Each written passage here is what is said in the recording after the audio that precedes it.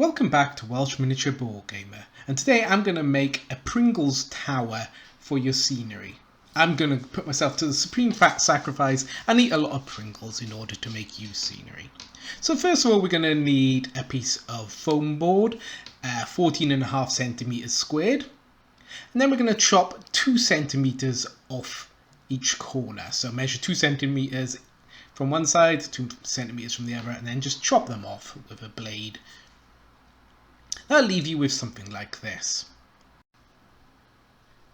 So this is kind of what it looks like. So next we're going to get our Pringles can and we're going to put it in the middle.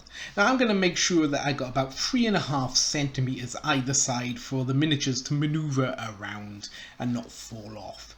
So once I've marked it out, just by drawing it, I just cut it out with a knife. It doesn't have to be that clean, just make sure that it can fit around the Pringles can. So cut as many as you're going to need, or cut more than you need, because you never know, you might want more later on, but so it's best to do that all now.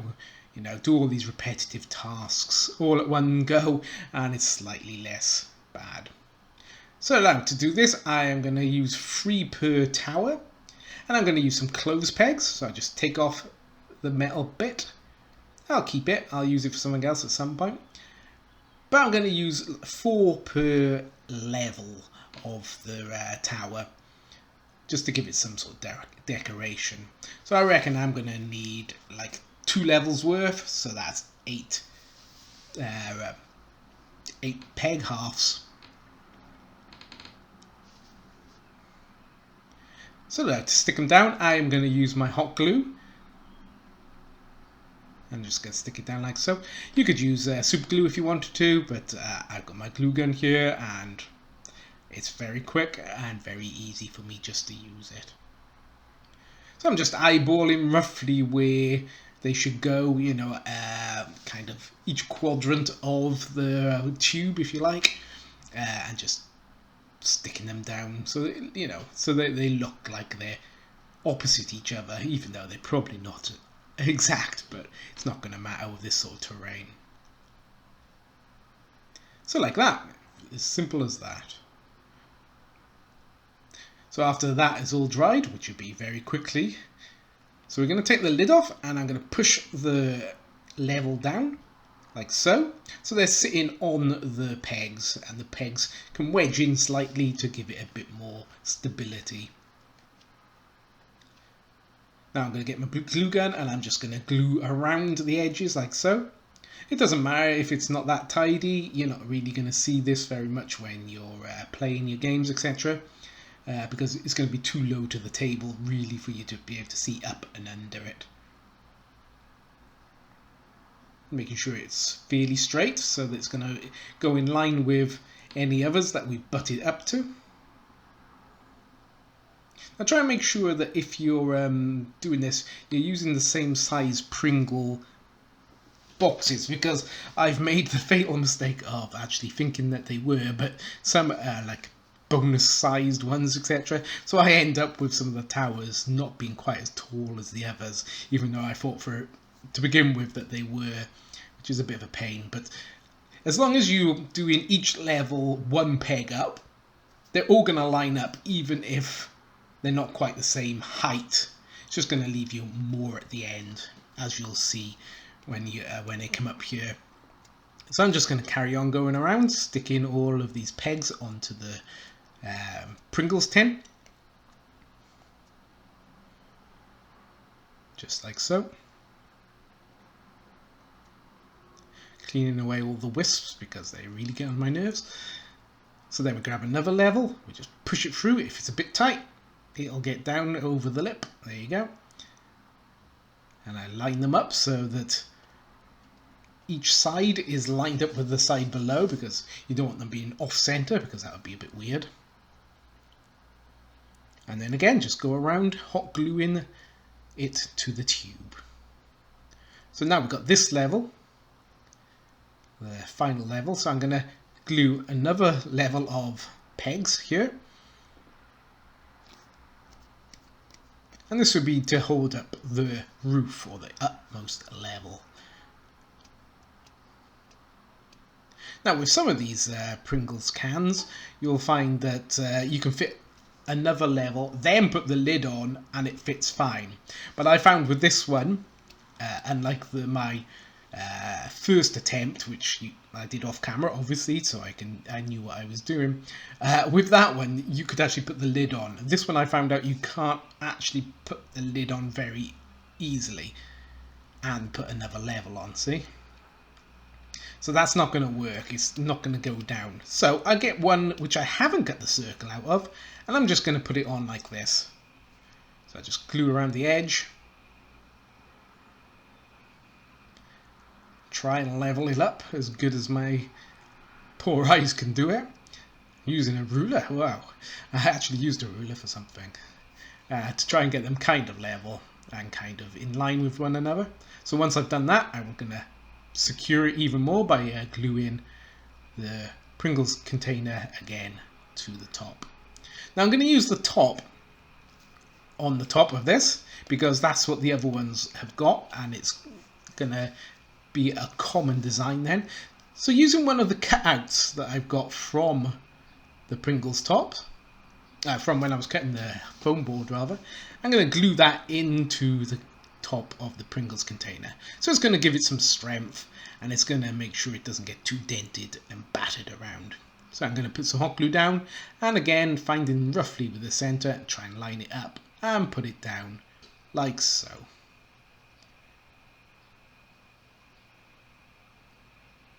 So there you go.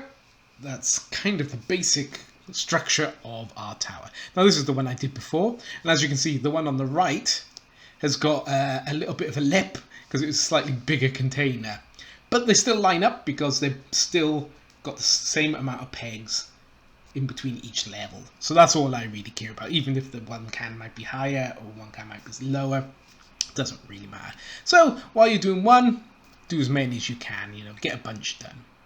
So next I get some cardstock. So this is from a box of cereal, I believe, or dog biscuits. And I'm going to do this banding all the way around the top of each of the levels, give it some interest to the construct. So you just line them up and cut them. So like so, line them up, get roughly how big I want it, cut it off with a scissors or mark it with a pen if you've been fancy like I was there. But generally speaking, it's a lot easier just to line them up, cut it off with a scissors, and then glue it down with your preferred method. Now my hot glue isn't that hot, it doesn't burn my fingers too bad, so that's why I'm pressing on it and I'm not screaming in pain. But this is the kind of thing that you want, and you want them to kind of be in line with one another. And you just do each of the levels like so. Now don't worry about underneath because no one's going to see it really. So next I'm going to put some banding on the actual Pringles tower. Oop. You could use PVA, wood glue, etc., white glue, Elmer's glue, whatever you want to call it. Or if you've got like a low temperature hot glue gun like I have, you could use that. So just eyeballing roughly how big I want it. So, I want about 3 centimeters. So I'll mark off 3 centimeters along each 3 centimeters. I'll mark it and then I'll cut it out, and I can use these as banding for the tower. And again, mainly just to give it some interest. So here I go, just stick it onto the tower, like so. Go around each of the sides, gluing down the cardstock in order to give some interest. And it really does work. It doesn't look like cardboard when you finish. It does look like there's some sort of metal banding holding this tower together, or reinforcing it in some way. So after you've done this, you're going to do some cross beams like so. And this is a bit of a tricky one to get exactly right because, bending it around the corner and sometimes you mark and you cut wrong or what have you. But, you just do your best, get close. It won't matter. No one's going to notice, especially if you're going to do this for like a Necromunda build or like I'm doing it for. This is not a test, but you could do it for Stargrave or anything like that, really, Even Star Wars you could do it for, Legion. You could just make it a bit more tidy and use, you know, use more in-fitting colours, I suppose you could say. So once you're done, like so, each of the levels have got these bandings around them. So next, what am I going to do? Okay, so some of them you could do a bit different, like this one I've done stairs on them. You know, it's a bit of a pain, and I've reinforced them with foam core, and then just like a cardstock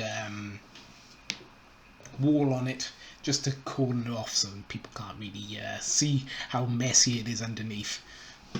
But yeah, there's lots of different variations you can do on these things, and you know, that's great. So next I'm going to look through my bits box, so my 3D printed little bits, which I've had for ages and haven't used.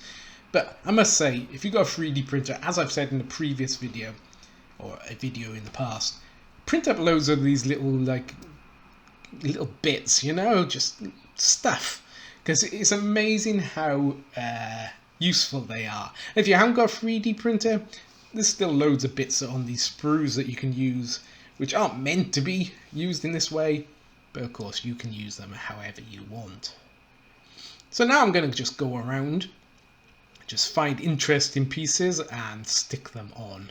And the more interesting pieces, the better. So, you know, I'm just going to plonk down like some panels and some vents, etc. I think this is some sort of connector for open lock, I think they call it, system that you can 3D print. So yeah, I'm using it as some sort of light or electric conduit or something. You know, it doesn't matter, just like stick them on. Like there's this vent here or fan, really useful things, but you know, it doesn't really make sense that there'd be a fan on this tower if it's full of liquid or something, but maybe it's not. Maybe it's full of something else that needs to be cooled off.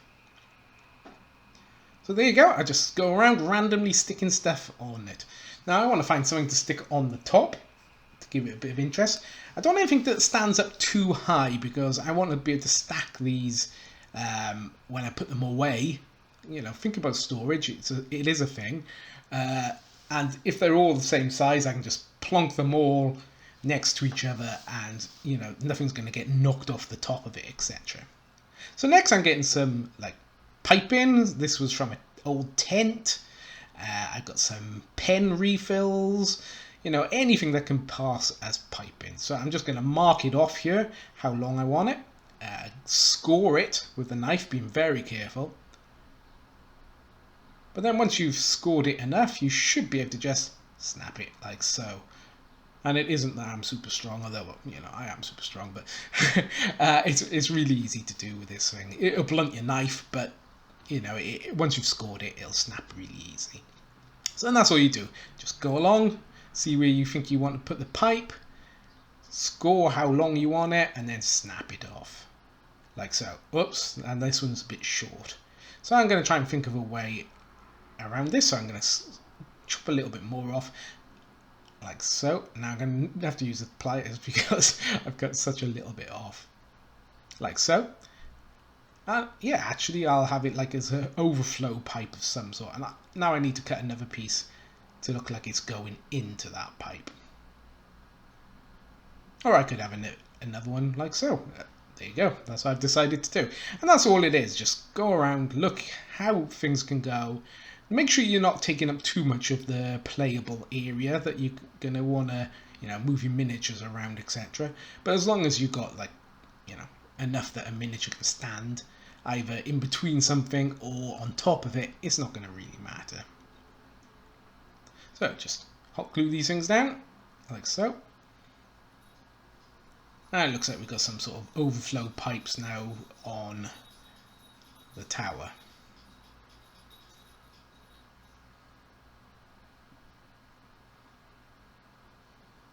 Okay, so now we're going to use one of these pen refills.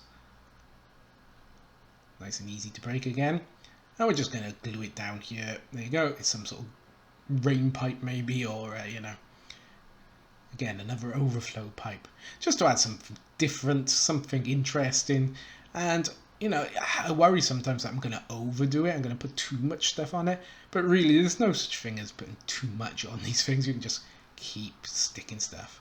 So now I'm filling up some of the tubes using the hot glue and making it look like this, dripping down a bit, you know. So I can paint it later and have, of course, green caustic goo, because everything in Necromunda and in the like Fallout and what have you universe is, of course, caustic and green, because nothing's as caustic as green stuff. So next I'm going to stick on a couple of these little, like, I don't know, towers or something, chimneys, whatever.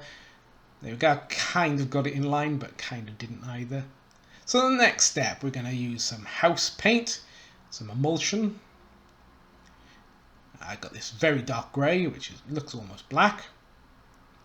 And I'm going to try out some Mod Podge. I've never used Mod Podge before, but I'm going to have a go because people have said good things about it. You could use wood glue, that's what I usually do, but I'm going to use some Mod Podge to try and make something that'll toughen up the foam board. So there you go, we'll tip that sort of much in. I can't tell you how much because I just tipped it in and I've never done it before. So we're going to get some brushes. Really, the bigger the brush is better. This is a bit small, but there you go. And we're going to cover everything. Just paint it all. The plastic, the foam board, the cardboard, everything. Just paint everything over with this dark grey. So paint underneath first is probably the best idea. And here I've swapped over to a house paintbrush because I was realising how long it was going to take me to try and do it with a tiny hobby brush. So we want to try and get a good covering of this because it's going to add some strength to the project. Next we're going to get some grey paint. Now we're actually painting this thing. And it's sort of it's a dry brush, but it's a very heavy dry brush. It's not quite an overbrush, but it is so I just go over it, hit everything, wipe a lot of paint off, just to give everything sort of a grey colour in. And the black underneath will show up like through the bits that you miss. And that's great, you know, it's showing like weathering, etc. very easily. Now this isn't like a super complex way of painting, but it's very effective. You know, you just quickly go around, get sort of 80% coverage, I would say, on everything.